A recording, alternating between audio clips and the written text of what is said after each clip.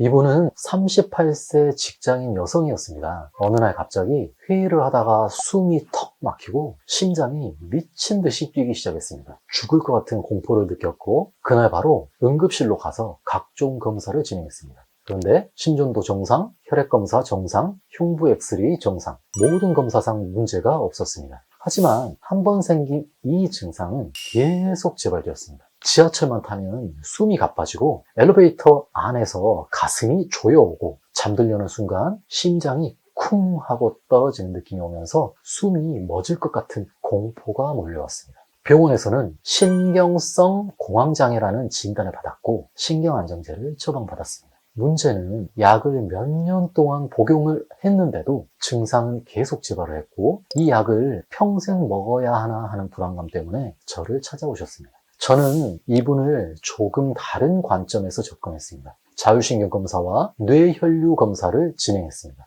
결과는 교감신경은 과활성화되어 있었고 부교감신경은 거의 작동하지 않는 상태였습니다. 뇌혈류 저하가 예상되고 산소가 뇌로 충분히 공급되지 못하는 패턴이 나왔습니다. 즉, 이분이 겪은 공황 증상은 단순히 신경성 문제가 아니었던 것입니다. 뇌가 숨을 쉬지 못한 상태, 즉 뇌혈류 장애와 자율신경 기능 부전이 그 원인이었던 것입니다. 그래서 저는 이분에게 산화질소 복합체와 자율신경 안정약침, 코호흡, 복식호흡, 교정 등을 병행했습니다. 그리고 불과 일주일 후에 그분은 이렇게 말했습니다. 원장님, 숨이 너무 편해졌어요. 그리고 몸이 이완되는 게 느껴져요. 8주 후에 공황 발작은 완전히 사라졌습니다. 더 이상 신경안정제를 복용하지 않아도 그 증상이 재발하지 않았습니다. 정리하자면 이분의 공황 증상은 신경성의 심리 문제가 아니라 뇌혈류와 산화질소 부족에서 비롯된 생리적인 문제였고 산화질소 공급을 통해 뇌와 심장이 다시 영양과 산소를 공급받기 시작하면서부터 해결된 것입니다. 불안장애, 공황장애, 우울증은 마음이 약해서 생기는 것이 아닙니다. 몸에서 실제로 벌어지는 생리적 사건입니다. 공황 증상이 올 때 뇌에서는 다음과 같은 변화가 일어납니다. 첫 번째는 전두엽의 혈류 감소입니다. 감정 조절 기능이 떨어지고 상황을 과하게 위험으로 받아들이는 경향성이 발생합니다. 두 번째는 편도체 과흥분입니다. 공포와 불안 중추가 과도하게 작동합니다. 세 번째는 자율신경 폭주 상황입니다. 심장 두근거림, 숨막힘, 손발 저림, 죽을 것 같은 공포가 생기게 됩니다. 이 모든 반응은 뇌가 영양과 산소를 충분히 공급받지 못할 때 생기는 증상입니다. 즉, 불안장애는 뇌의 저산소 상태이고 공황장애는 뇌혈류가 급격히 떨어지고 자율신경이 폭주한 상황이고 우울증은 뇌의 전두엽과 변연계의 기능이 저하된 상태입니다. 이것을 단순히 신경성의 심리 문제만으로 본다면 절대 해결할 수가 없는 것입니다.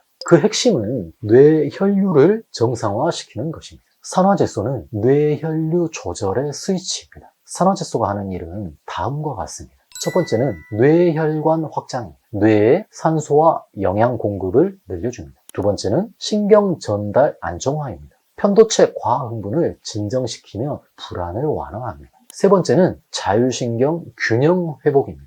교감신경의 폭주를 억제하고 부교감신경이 회복되도록 돕습니다. 네 번째는 뇌 회복회로의 활성화입니다. 뇌가 평상시 모드로 돌아갈 수 있도록 도와줍니다. 반대로 NO가 부족하면 어떤 증상이 생길까요? 뇌혈관이 경직되고 전두엽의 혈류가 떨어지고 편도체가 과흥분하고 자율신경이 불안정해집니다. 그리고 불안장애, 공황장애, 우울증이 악화됩니다. 이 전체 과정이 결국 산화질소가 부족해서 뇌혈류 장애가 유발되고 그것이 결국 감정 장애까지 생기게 되는 것입니다. 심리 상담이 필요 없는 것이 아니라 더불어 심리를 안정시키면서 먼저 뇌가 산소와 영양을 공급받아야 하는 것입니다. 몇 가지 사례를 통해서 좀 더 살펴보겠습니다. 45세 남성으로 불면증과 가슴 두근거림 증상이 있었습니다. 이분은 하루 중 가장 힘든 시간이 잠들기 직전이었습니다. 눈을 감는 순간 심장이 두근두근두근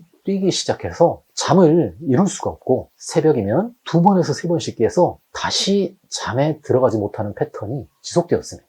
자율신경 검사 결과는 교감신경은 폭주 상태였고 부교감신경은 전원이 꺼진 상태였습니다. 즉 몸이 24시간 동안 비상 모드로 살고 있었던 것입니다. 그래서 저는 산화질소 복합체와 자율신경 안정 약침 치료를 4주간 진행하였고, 환자분은 2주가 지나면서부터 잠드는 속도가 빨라지고 4주 후부터는 새벽에 깨지 않아요 라는 변화를 보였습니다. 다음 사례입니다. 반복되는 공황 발작을 하는 33세 여성분이 계셨습니다. 지하철만 타면 갑자기 숨이 턱 막히는 느낌이 올라와서 결국 지하철에서 내려야 했던 케이스입니다. 뇌 혈류를 확인해 보니 전두엽과 변연계의 혈류가 현저히 떨어져 있었고 교감신경 우위가 뚜렷했습니다. 그래서 산화질소 복합체를 드리고 호흡 교정 치료를 4주간 받은 뒤에 공황 증상의 강도가 거의 미해져서 이제는 편하게 지하철을 타시게 되었습니다. 두 사례는 전혀 다른 병처럼 보입니다. 하지만 근본은 동일합니다. 뇌혈류가 충분하지 않았고 자율신경이 교감 우위로 굳어 있었고 산화질소 생성이 저하된 상태였습니다. 그리고 이 세 가지의 공통 문제를 산화질소가 채워지면서 동시에 해결이 되었습니다. 정리하자면 이분들이 겪은 불안장애, 공황장애, 우울증은 심리 문제가 아니라 뇌와 심장이 산소와 영향을 받지 못해 생긴 생리적인 문제였고, 산화질소를 통해서 뇌와 심장의 순환이 회복되면서 감정도 함께 회복되는 것입니다. 여러분, 불안 증상은 약한 마음에서 생기는 것이 아닙니다. 공황 증상은 참지 못해서 생기는 것도 아닙니다. 그 순간 뇌와 심장이 산소와 영양을 공급받지 못하고 있었던 것 뿐입니다. 뇌 혈류가 열리면 감정은 다시 안정되고 심장과 폐로 혈액과 산소가 공급되면 호흡은 다시 편안해지고 몸은 평상시의 나로 돌아옵니다. 여러분의 마음에 문제가 있었던 것이 아니라 몸이 보낸 산소와 혈액 부족 신호를 해결하지 못해서 생겼던 결과물이었던 것입니다. 오늘 영상이 이제는 여러분의 불안장애, 공황장애, 우울증이 치료되어 사라질 수 있는 것이라는 희망이 되었으면 좋겠습니다. 그리고 그 회복의 첫 스위치는 산화질소입니다. 여러분의 마음과 몸이 다시 편안한 리듬을 되찾기를 진심으로 응원합니다. 산화질소를 임상에서 응용하는 닥터 애너였습니다. 감사합니다.